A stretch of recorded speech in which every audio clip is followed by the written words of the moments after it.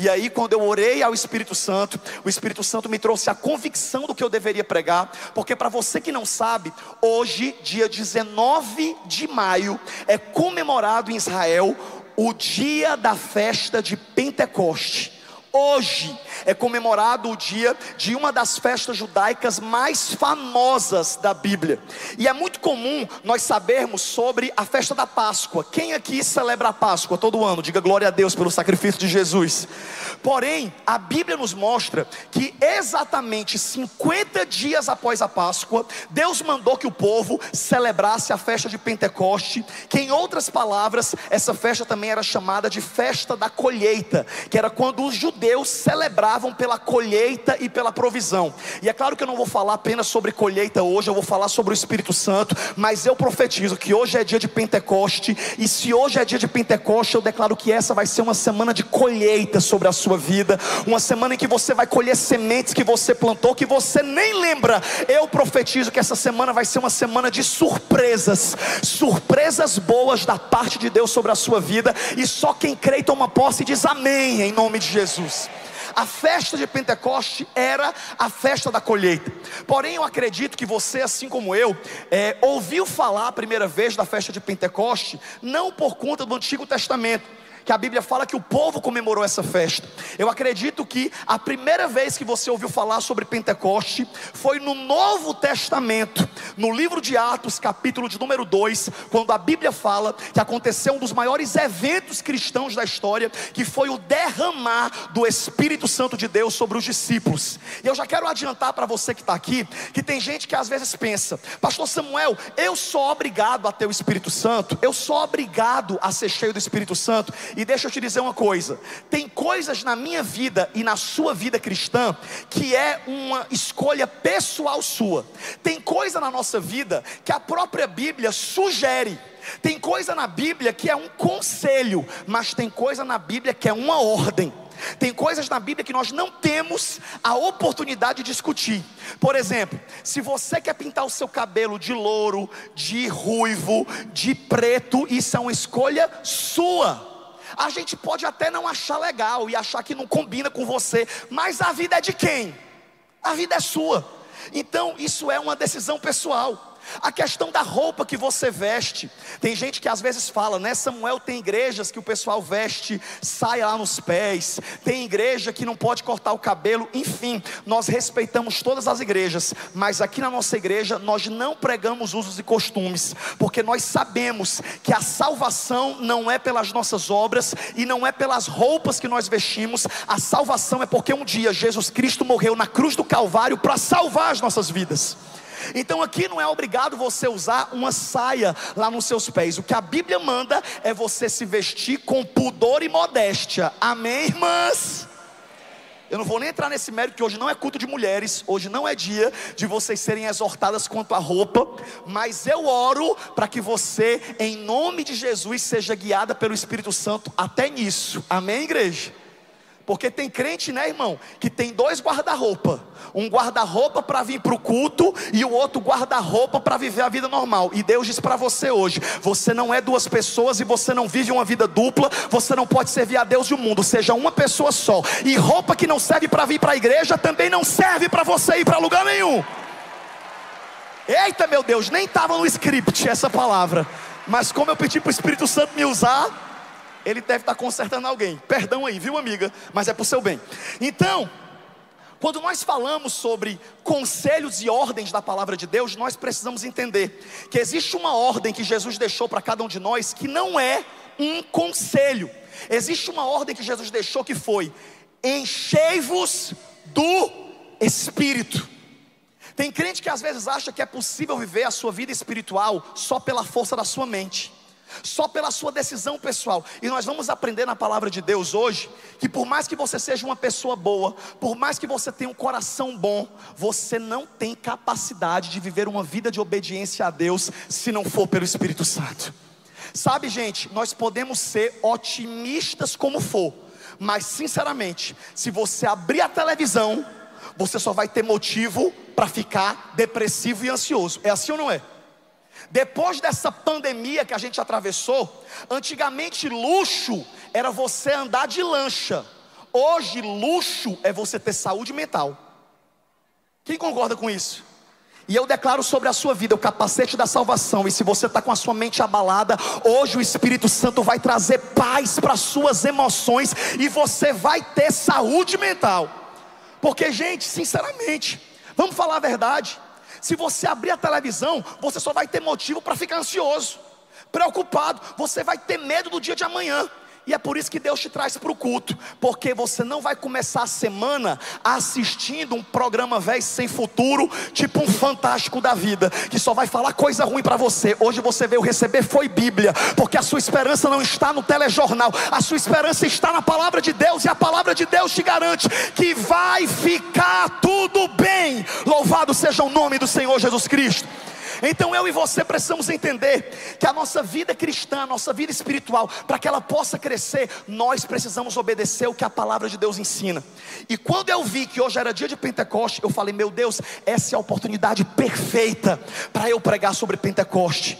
Porque eu declaro que você pode até ter vindo obrigado para esse culto, mas até você, que alguém te obrigou a vir para esse culto, prometeu um jantar para você quando o culto acabar, eu declaro que até você que caiu de paraquedas nesse culto vai sair daqui cheio do Espírito Santo. E olhe lá se você não sair daqui falando em língua estranha essa noite, tamanho a atmosfera do derramado do Espírito Santo em nosso meio.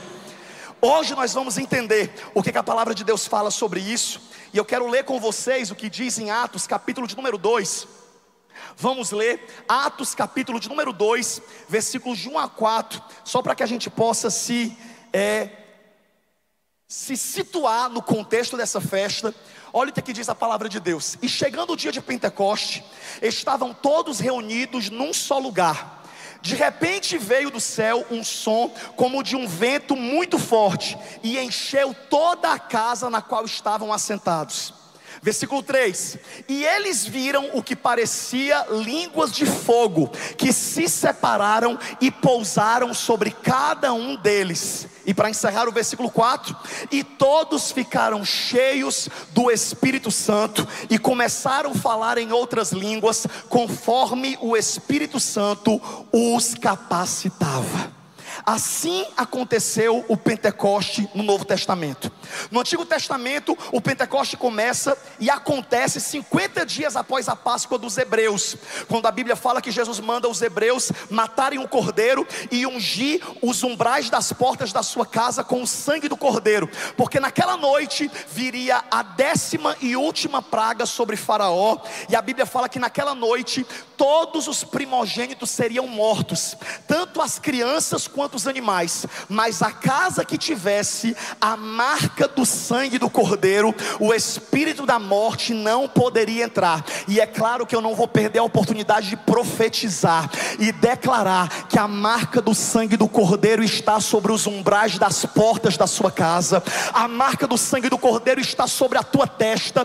Antigamente o inimigo tinha legalidade sobre você. Hoje, para te tocar, ele precisa pedir permissão para o seu pai. Louvado seja o nome do Senhor.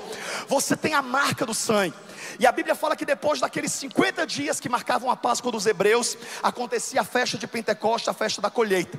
Já no Novo Testamento, depois que Jesus morre na cruz, a Bíblia fala que ele é crucificado. E quando ele foi crucificado, ao terceiro dia ele... Graças a Deus que tem 10 pessoas que sabem que Jesus já ressuscitou. Os outros que não estavam sabendo, fiquem sabendo agora, que no terceiro dia Jesus ressuscitou. E quando Jesus ressuscitou, olha que coisa incrível. A Bíblia fala que Jesus, ele volta à vida, corpo, alma e espírito, e ele começa a aparecer para os seus discípulos. E quando ele começa a aparecer, imagina a emoção. Gente, a emoção daqueles homens que já estavam celebrando de maneira triste o luto da morte de Cristo. Eles já tinham aceitado que o Salvador deles havia morrido. Do nada, eles estão reunidos em um lugar com medo da perseguição, e as duas Marias chegam correndo e falam: Pedro, Pedro, João, Lucas, você não tem noção, a gente acabou de encontrar Jesus. Mas como, Maria, você está doida? Ele está morto. Não, quando a gente chegou lá com um perfume para ungir o corpo dele, o sepulcro estava aberto, nós corremos para entrar, e quando nós entramos, o corpo dele não estava mais lá. E quando a gente saiu desesperado, achando que o corpo dele havia sido roubado, nós encontramos um homem vestido de branco, assentado sobre a pedra. E a mensagem que ele disse foi: por que vocês procuram entre os mortos aquele que está vivo? Jesus Cristo ressuscitou, como havia vos avisado. Avise a Pedro e aos demais que ele vos encontrará. Louvado seja o nome do Senhor. E aí a Bíblia fala que as mulheres chegam com essa notícia. E quando elas chegam com essa notícia, vamos ser sinceros, sempre tem um incrédulo, sempre tem uma pessoa que tem dificuldade de acreditar. Eu tenho certeza que na sua mesa de amigos sempre tem uma pessoa que diz que você é sonhador, que diz assim: ó, não sonha alto não, porque quanto maior for o sonho, maior vai ser a queda. Inclusive eu quero até orar para que o Senhor vague essa cadeira e coloque uma pessoa que acredite nas promessas de Deus sobre a sua vida. Eu oro para que, se necessário for, o Senhor mude a sua mesa, porque, meu amigo, coisa boa é você andar com gente que crê. Mas a Bíblia fala que no meio dos discípulos que tinham andado com Jesus, tinha um rapaz que não cria, e o nome dele era Tomé. Meu Deus, 3 pessoas acertaram o nome do rapaz que não cria. E a Bíblia fala que Tomé, o bichinho se esforçando para crer, ele falou assim: gente, sinceramente, vocês estão emocionadas, vocês são mulheres, né? Vocês chegaram lá emocionada, então eu infelizmente não quero entristecer vocês não, mas eu acho que ele não está vivo não. Aí elas falaram: ele está, claro que ele está. E aí ele falou algo, achando que Jesus não estava ouvindo, mas Jesus, como Deus, estava ouvindo toda a conversa. E ele disse: eu só acredito se eu tocar nas feridas dele. E ele ainda queria tocar na parte ferida, para poder não ser um clone, viu?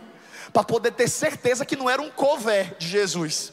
E aí nessa brincadeira, quando eles estão lá conversando, de repente Jesus, que agora não era só mais corpo, agora ele também era espírito, porque ele havia ressuscitado. A Bíblia fala que ele atravessa a parede e diz: paz seja convosco. E quando ele aparece, eu não sei você, eu queria ser um mosquito. Se eu fosse um mosquito, eu ia sair glorificando na língua do mosquito, mas eu queria estar lá só para assistir a cena. A Bíblia fala que quando Jesus entra, todos se apavoram. E Jesus, que ouvia tudo, antes dele falar com qualquer pessoa, ele virou para quem? Para Tomé. E ele disse: tudo bom, Tomé? Como é que você está, meu amigo? Sentiu minha falta? Sim, Jesus, eu te amo demais. Você está vivo, né? É, amigo. Inclusive, vem aqui tocar nas minhas chagas. Eu imagino que Tomé falou: isso não está escrito, mas permita o meu pequeno mundo de Bob, que eu sou uma pessoa criativa. Eu imagino que ele falou: não, Jesus, precisa não. Eu estou vendo, claro, tu está aqui na minha frente. E ele falou: toca nas minhas chagas, porque eu ouvi que você não acreditava. E a Bíblia fala que Tomé vai lá e coloca a mão nas feridas. Ele toca e ele vê que Jesus é real. E quando ele começa a glorificar, Jesus olha para ele e fala: é, Tomé, você creu porque você tocou, né? Mas bem-aventurada é a Lagoinha Alphaville, que nunca me viu, mas crê que eu estou vivo, mas crê que eu ressuscitei. Eu sei que Jesus está vivo. Quem sabe que Jesus está vivo, diga glória ao nome dele essa noite. Ele não está morto. Eu amo aquelas frases de caminhão. Eu não sei você, mas eu amo frase de caminhão. E tem uma frase de caminhão que eu amo, de caminhoneiro gospel. Tem coisa melhor do que caminhoneiro crente? Ele bota as frases evangélicas lá. E quantas vezes a gente está no trânsito angustiado na BR, pedindo a Deus uma resposta, e passa um caminhoneiro crente. E eu amo que atrás do caminhão, se tiver algum caminhoneiro aqui, que Deus te abençoe, se estiver assistindo, e coloque uma frase edificante no seu caminhão, porque Deus te deu esse caminhão para agora, do nome dele. Se for da empresa, coloca até o patrão mandar tirar. Enfim, eu amo frase de caminhão. E uma frase de caminhão, de caminhoneiro crente, diz: Jesus está vivo, eu falei com ele hoje. Aleluia. Isso foi uma das coisas que me provocou para eu me converter, sabia, gente? Porque quando eu vi essas frases eu falava: rapaz, se está todo mundo falando com Jesus, eu também quero falar com Ele. E é por isso que eu quero declarar sobre você essa noite, que vem para esse culto, que escuta o pastor pregando, o profeta pregando, dizendo que Deus falou com ele, que Deus deu uma palavra para ele, que Deus deu uma revelação para ele. Você veio para o culto certo. Hoje é dia de Pentecoste. Eu declaro que Deus vai abrir o seu ouvido espiritual, e você vai começar a viver experiências sobrenaturais. Você não vai ouvir a voz de Deus só através da boca do profeta. Se prepare, que essa semana eu declaro que o Espírito Santo vai te surpreender e vai te dar uma experiência sobrenatural com Ele. E a Bíblia fala que quando Jesus aparece, eu já vou chamar até os meninos do teclado para poder, hoje eu tentar terminar na hora, aleluia. Porque eu só entendo que eu tenho que terminar quando o teclado toca, aleluia. E queridos, imagina a emoção dos discípulos. Quando eles viram Jesus, a menor vontade que eles tinham é: vamos espalhar que Jesus está vivo. Meu Deus, Jesus realmente é um Messias. Quando eles estavam se empolgando, quem está prestando atenção aqui, diga amém. Quando eles estão se empolgando, Jesus olha para eles e fala: para, quietos, calma. Nenhum de vocês vai começar a pregar. Porque por mais que vocês tenham me visto, por mais que eu esteja aqui me manifestando diante de vocês, vocês ainda não estão prontos para pregar o Evangelho. Não saiam de Jerusalém enquanto do alto vocês não forem revestidos pelo poder do Espírito Santo. Porque a promessa do Pai será cumprida, e quando vocês forem cheios do Espírito, aí sim vocês estarão prontos para pregar a minha palavra. E é sobre isso que eu quero falar para você hoje. Nós precisamos ter a consciência, igreja, que a igreja primitiva, a primeira comunidade de cristãos, ela não começou no dia da ressurreição. Olha que coisa forte.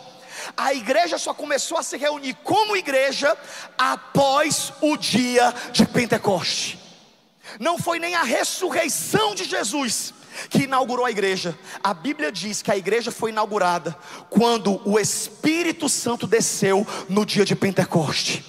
E hoje eu quero que você entenda aqui nesse lugar, que por melhor que você seja, por mais que você seja uma pessoa legal, gente, sinceramente, eu olho para você daqui de cima. Os que estão mais lá atrás eu não consigo enxergar o rosto, mas Jesus está vendo. Mas eu olho para o povo que está aqui até o meio, e sinceramente eu não consigo nem imaginar vocês pecando. Vocês no culto, pleno domingo à noite. Meu Deus, eu acho vocês um santo. Eu tenho vontade de pedir para vocês orarem na minha cabeça. Sabe por quê? Porque na igreja todo mundo tem cara de crente. É assim ou não é? Dá uma olhadinha para a pessoa do seu lado, da cabeça aos pés, sem querer julgar, mas já julgando.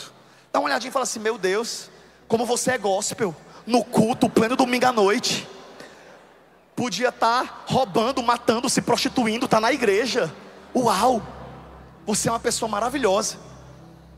Porque a gente olha aqui de cima, e é o que o pastor André Fernandes sempre fala sobre avivamento, que no meio do avivamento não dá para saber quem está avivado. Porque tem gente que está só sentindo o calor do outro e não está queimando. E é por isso que nós precisamos ter uma consciência da nossa vida espiritual. Sabe o que é que prova que você é crente?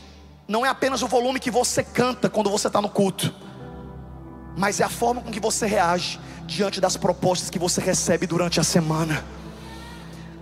A Bíblia fala que nós somos imitadores de Cristo. Tem muita gente que às vezes, o pessoal vai entrevistar e fala: você é católico ou evangélico? Aí a pessoa, para não fazer confusão e para poder evitar polêmica, ela fala: sou cristão. Mal sabe ela que ela está assumindo um rótulo mais pesado do que evangélico e católico. Porque evangélico é o que frequenta uma igreja evangélica, católico é o que frequenta uma igreja católica.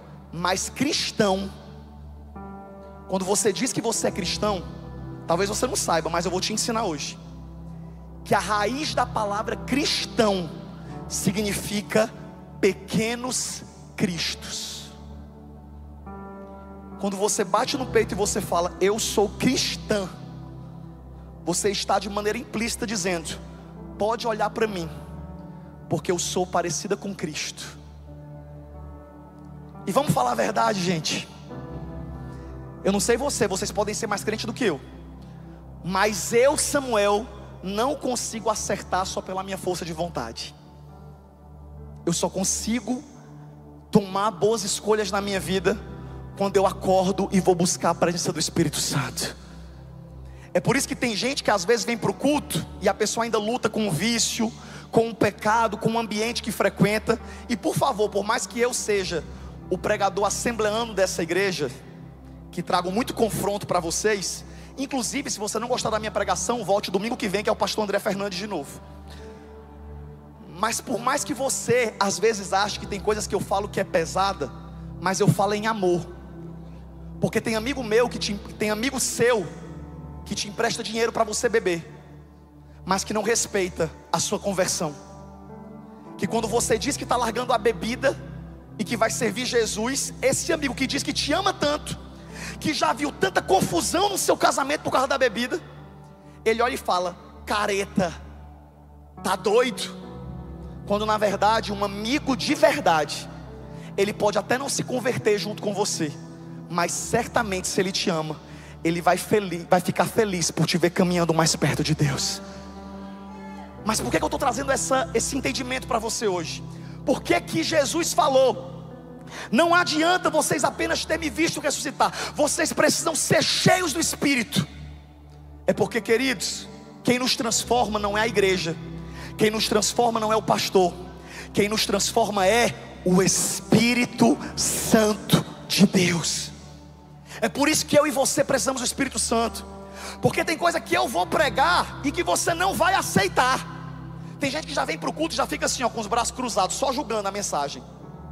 Tem gente que sai do culto e ainda tem a petulância de dizer: não gostei do culto hoje. Se você não gostou do culto, minha amiga, deixa eu te alertar mais uma coisa também. Nós precisamos parar com essa mentalidade capitalista de empresa e cliente. Porque por mais que você oferte, dizime nessa igreja, porque você é generoso e você é abençoado por Deus, essa igreja não é empresa.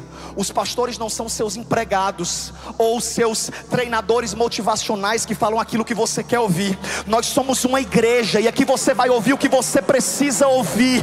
Porque a igreja verdadeira não é aquela que incha o teu ego, é aquela que te esvazia para você ser cheio do Espírito Santo. Aleluia, louvado seja Deus. Tem coisa, gente, que nem eu concordo, mas eu tenho que aceitar. A Bíblia fala: abençoe quem te persegue. Meu amigo, foi anos para eu aceitar esse versículo, porque eu sou colérico. Quem é colérico aqui, diga: Jesus me ajuda.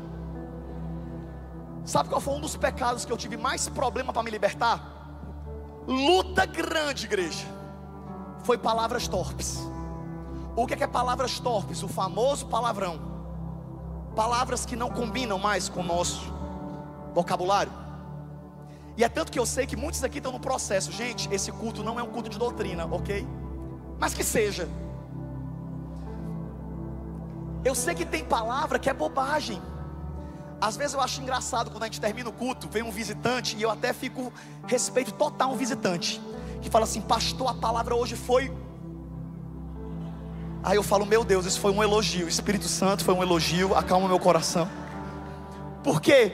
Porque é o normal para a pessoa. E quando eu me converti, eu fiz isso.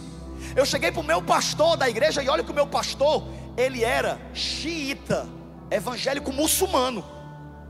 Ele me obrigava a usar uma camisa branca embaixo das minhas camisas, porque ele dizia que quando eu subisse no púlpito, que eu era obreiro da igreja com 16 anos, eu ajudava a igreja lá em Fortaleza, e ele falou que para poder eu subir no púlpito, eu tinha que colocar no calor de 40 graus de Fortaleza, uma camisa branca, gola careca, porque eu não podia mostrar esses dois ossinhos, porque esses dois ossinhos iam tentar as irmãs que estivessem assistindo o culto. E eu falei: pastor, a irmã que se sentir tentada por esses dois ossos, ela não está subindo parede não, ela está escalando arranha-céu. É outro nível de tentação. Essa moça precisa de um psicólogo urgente, porque não é carência não, essa moça não é tarada não, ela já passou. Mas eu fazia, por causa da religiosidade. E aí eu falava: meu Deus. Quando ele terminava de pregar, eu falava: pastor, foi? Aí o pastor: vigia, menino, isso é palavra que você fale. E eu, como eu queria acertar, eu falei: Espírito Santo, tu sabe que eu sou colérico, tu sabe que eu me estresso 10 a 15 vezes por dia, Senhor. Senhor, tu sabe que eu dirijo, Jesus.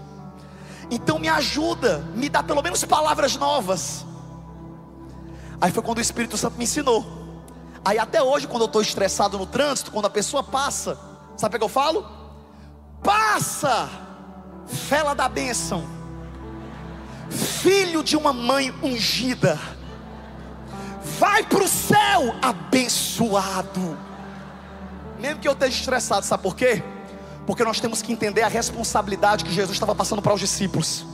A partir de agora, quando vocês levarem o meu evangelho, as pessoas não vão olhar para vocês apenas, elas vão saber que vocês carregam o meu nome. E o que eu quero trazer nesse dia de Pentecoste para a sua reflexão é que o que importa não é o que as pessoas pensam sobre você, é o que as pessoas pensam sobre Cristo ao olhar para você. Eu vou repetir, porque essa frase vale um story. Ainda bem que eu vim, glória a Deus, uma pessoa foi tocada por essa palavra. Eu vou repetir. O seu maior desafio não é você se preocupar com o que as pessoas pensam ao seu respeito, mas o seu maior desafio é todos os dias refletir e pensar: o que é que as pessoas pensam sobre Cristo quando elas olham para a minha vida? Aleluia, isso é pesado, mas mesmo sendo pesado, é a nossa realidade. Nós temos Jesus. De nada adianta você postar uma story, hashtag tô na Lagoinha, hashtag avivamento, hashtag amo Jesus. Para você não sabe, Jesus é Jesus em inglês. De nada adianta você ser essa pessoa super crente no culto, mas não paga a quem você deve. Quem está com alguma pessoa lhe devendo, diga: fala a Deus, esse é o seu momento. A pessoa pede o dinheiro emprestado, até na igreja, irmão. Eu sei que isso acontece mais em igreja pequena. A pessoa fala: não, eu vou emprestar esse dinheiro para o fulano porque ele é crente. Não é possível que ele vai me enrolar. É assim ou não é? Eu conto ou vocês contam? E sabe, eu sei que é um culto de domingo, eu sei que é um culto de celebração, mas quem é acostumado a me ver pregar sabe que eu sou essa pessoa, não adianta eu mudar. Os cultos sempre são reflexivos. E eu preciso que você entenda essa noite que, querido, como é que você diz que é cristão, diz que é um homem de Deus, você fez uma dívida, você está devendo uma pessoa. Se você realmente está numa crise, seja honesto. A Bíblia diz que a palavra do crente é sim, sim, não, não. Diga: fulano, eu estou numa crise, mas eu vou parcelar e eu vou te pagar. Mas sabe o que é mais triste? É que tem crente, ou melhor, crente não, frequentador da igreja. Eu sempre corrijo quando a pessoa fala: eu não gosto de crente porque tem muito crente safado. Eu sempre corrijo e falo: não existe crente safado. O que existe é safado dizendo que é crente. E aí a pessoa fala: não, eu estou sem condição, eu estou na luta. Agora diz aí, quando você olha o Instagram da pessoa, do nada ela viajando para Fernando de Noronha, devendo o povo,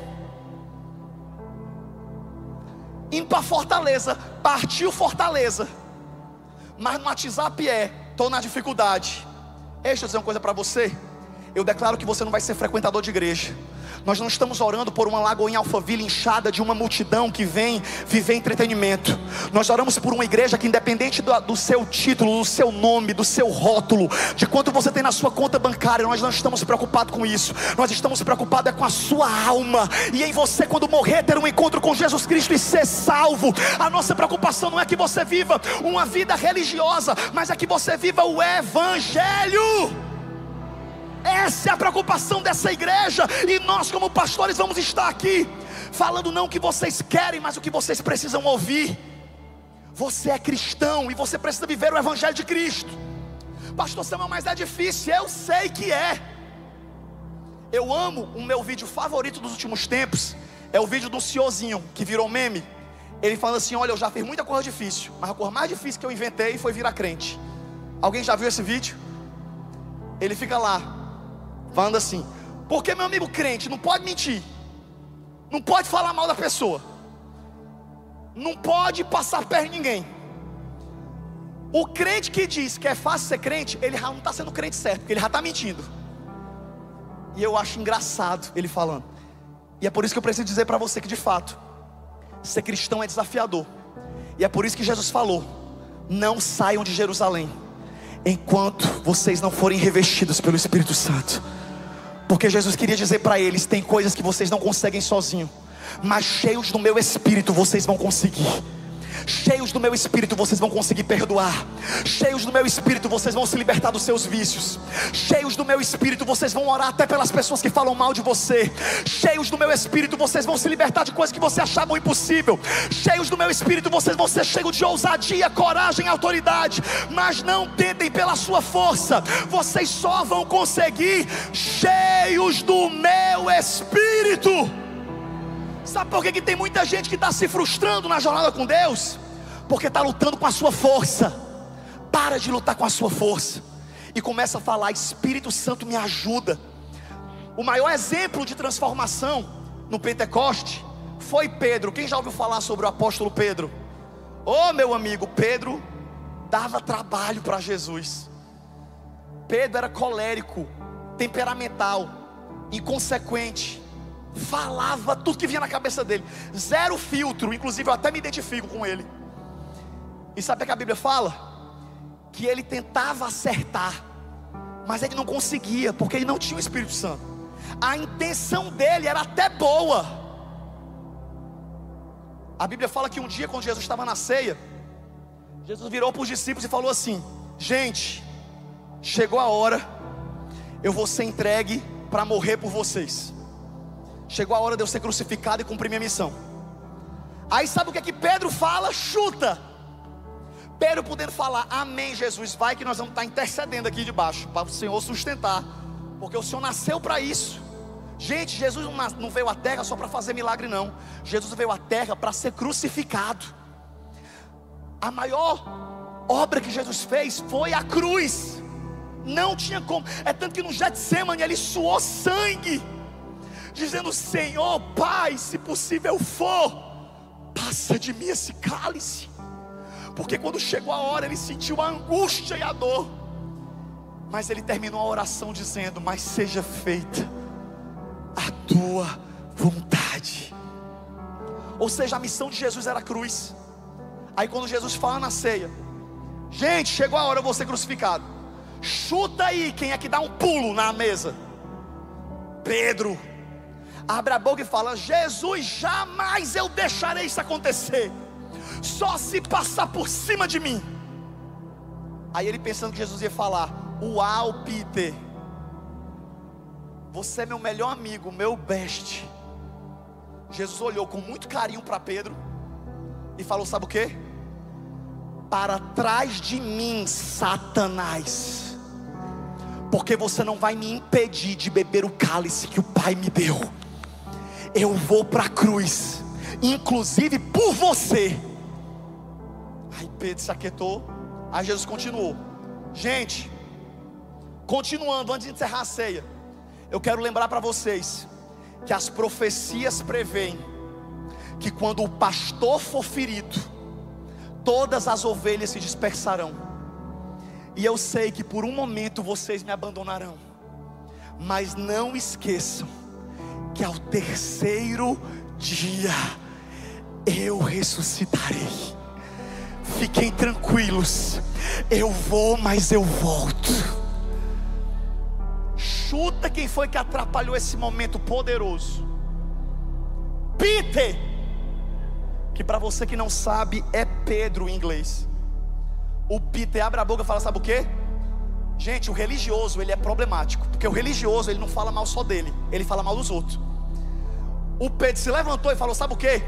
Com os amigos dele de ministério, que passaram 3 anos caminhando com ele, rachando o sanduíche, os amigos dele, os coleguinhas, João, Lucas, Mateus. Pedro se levanta quando Jesus disse que todo mundo ia deixar. Porque, gente, se Jesus está dizendo, escuta, ele sabe, ele é Deus, fica caladinho.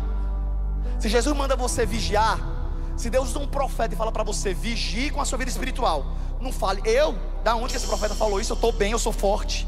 Se Deus está mandando você vigiar, vigie, porque quem sabe vem uma tentação aí que você não está preparado. Aí quando Jesus fala que os discípulos iriam se dispersar, aí o Pedrão abre a boquinha dele e fala: gente, sinceramente, É difícil 2 Pedro na mesma equipe, porque eu tinha feito uma confusão grande naquela hora, tinha atrapalhado a ceia. Porque Pedro se levantou e além dele arrotar arrogância e soberba, ele ainda falou mal da equipe.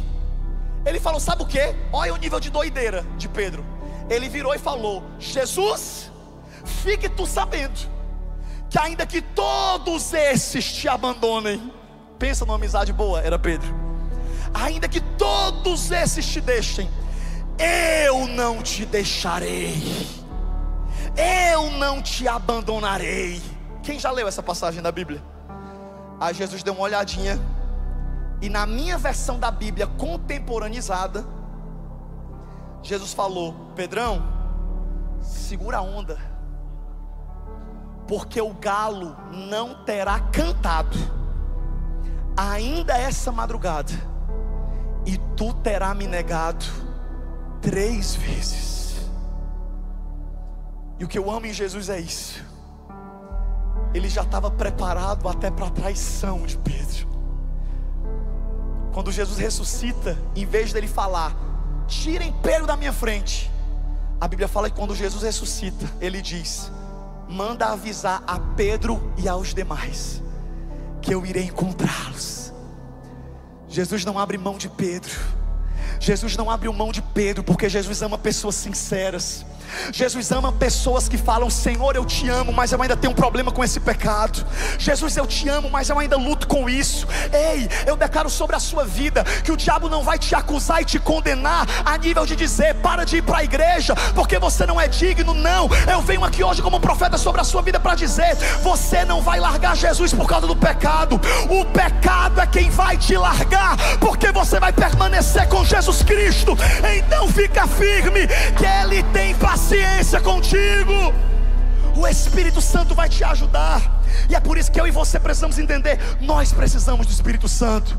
E para encerrar, a Bíblia também diz que o segundo motivo pelo qual os discípulos precisavam de Pentecoste é porque Jesus falou no versículo 8 do capítulo 1. Ele disse: além de vocês serem transformados, quando vocês forem revestidos de poder, aí sim vocês serão minhas testemunhas. Diga comigo: testemunhas. Eu amo esse versículo. Esse versículo saltou aos meus olhos essa semana. Quando eu estava lendo, eu nunca tinha lido nesse nível de revelação. Que Jesus falou para os discípulos: ei, quando acontecer o Pentecoste, vocês vão ser cheios do Espírito, e vocês não serão os meus pregadores, vocês não serão os meus pastores. Jesus falou: vocês serão as minhas testemunhas. E eu nunca tinha parado para meditar nisso, doutor Domingos. Jesus não falou sobre pregadores, Ele falou que Ele queria testemunhas. Sabe por quê? Porque o pregador prega sobre o que ele leu, sobre o que ele ouviu, sobre o que ele estudou.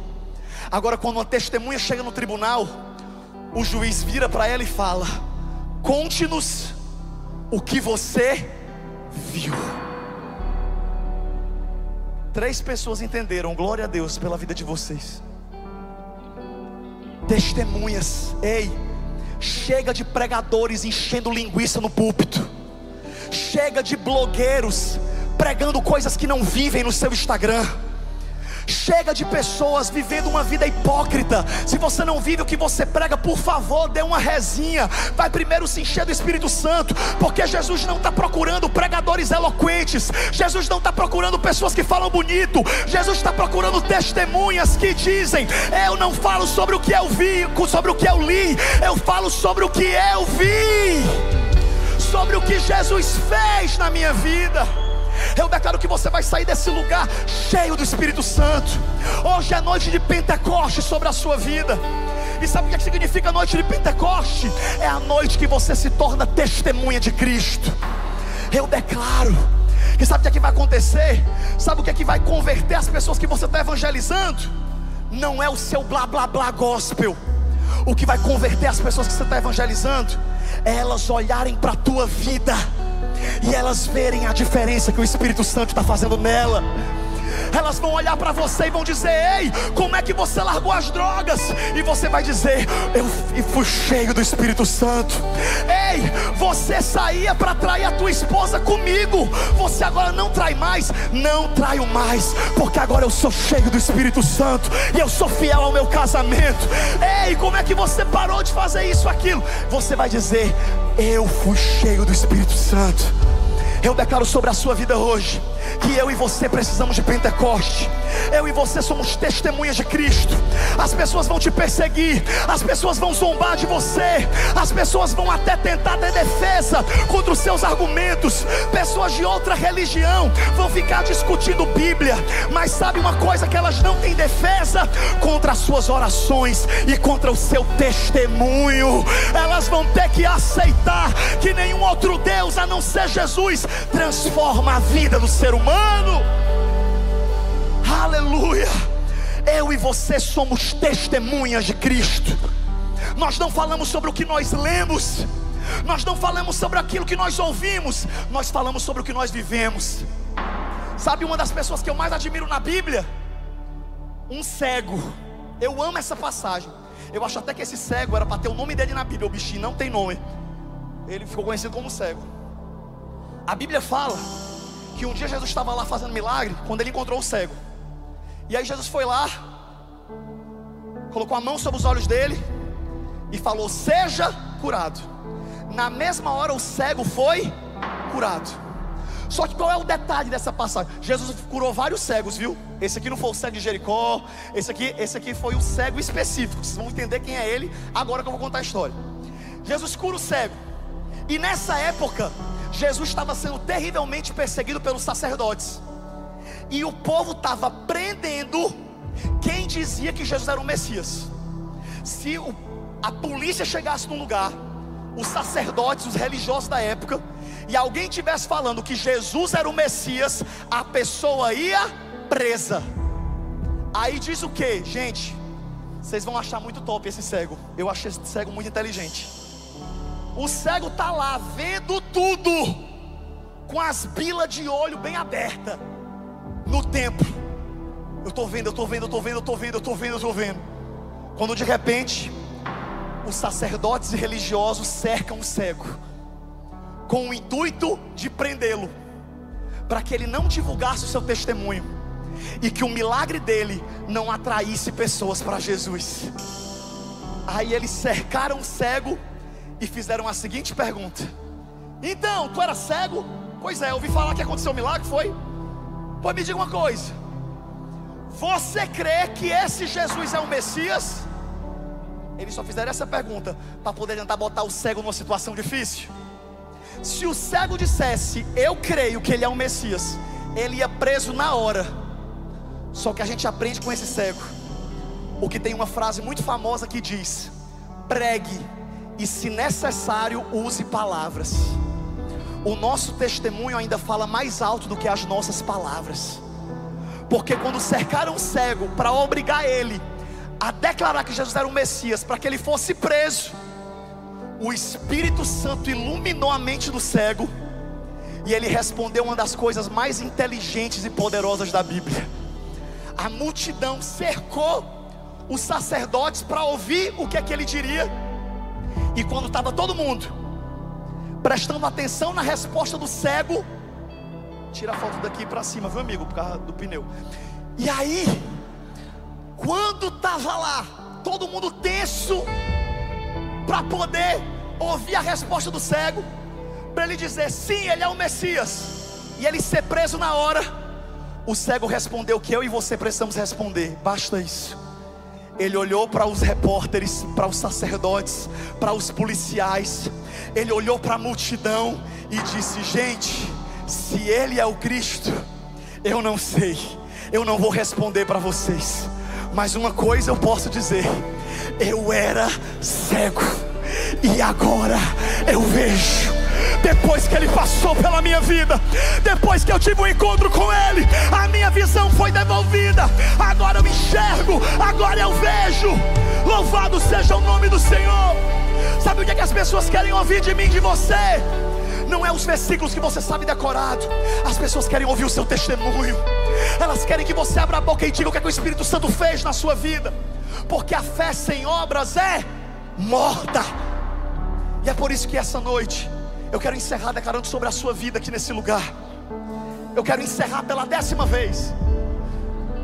Para quem está gostando e quem está recebendo, diz amém. Quem me dá mais 3 minutos, diga aleluia. Glória a Deus. Pois deixa eu terminar. Eu quero declarar sobre a sua vida que hoje é dia de Pentecoste para você. Hoje você vai sair desse lugar pegando fogo pelo Espírito Santo. Hoje você vai sair daqui entendendo o que é que esse pregador está pregando para você. A Bíblia fala que Paulo, quando ele pregava, ele dizia: a minha pregação não consiste em eloquência de palavras, mas em manifestação do Espírito. E eu declaro sobre a sua vida hoje que essas semanas você tem lutado pela sua força, você tem se esforçado, mas eu declaro que de hoje para frente você vai ser cheio do Espírito Santo. E é o Espírito Santo que vai lutar por você. É o Espírito Santo que vai te convencer, que vai te direcionar, que vai te dar autoridade, que vai te dar ousadia. Quando você não souber o que responder, Ele vai encher a tua boca para trazer a resposta que você precisa dar. Eu declaro que assim como aquele cego, ainda que você seja cercado, o Espírito Santo é quem vai te guiar. Eu declaro sobre a sua vida hoje que você vai sair desse lugar entendendo que você não pode ser um crente comum. Jesus não morreu para você ser evangélico. Jesus morreu para que você seja cristão, nascido de novo. Jesus não quer te melhorar, Jesus quer te transformar. Louvado seja o nome do Senhor. Uma melhora é algo que um curso faz, mas só quem transforma é o Espírito Santo de Deus. É quem faz você olhar para uma vida no mundo que você vivia e dizer: isso não vale a pena. É só o Espírito Santo que pode te convencer. E eu declaro que assim como aqueles discípulos foram cheios do Espírito, nós também seremos essa noite. Nós também sairemos desse lugar clamando não apenas por um fogo, não apenas por um poder, mas clamando pela pessoa do Espírito Santo em nós, clamando pela pessoa do Espírito Santo em nossa vida. E eu encerro contando só mais um testemunho. Em 3 minutos eu conto. Esses dias eu li uma história. Eu estou olhando para algumas pessoas que estão tão atentas, aí eu estou focado nelas. É a minha âncora que eu estou prestando atenção. Escute. Um dia, e os cantores já estão aqui, vai falar para eles se posicionarem, já estão ali os 3. Escute. Esses dias eu li uma história poderosa. Esses dias não, faz um tempo. Esses dias eu reli essa história, que conta que em 1940 o diretor de uma faculdade de teologia nos Estados Unidos resolveu levar um grupo de alunos dele, um grupo de jovens alunos, para conhecer a casa de John Wesley. Para quem não sabe, John Wesley foi um dos maiores avivalistas da história do Evangelho. John Wesley juntou multidões. John Wesley salvou, na época que ele era vivo, uma parte da Europa. Você tem noção disso? Ele tinha uma vida com Deus tão violenta que a história e a biografia de John Wesley fala que ele virava noite de joelho orando.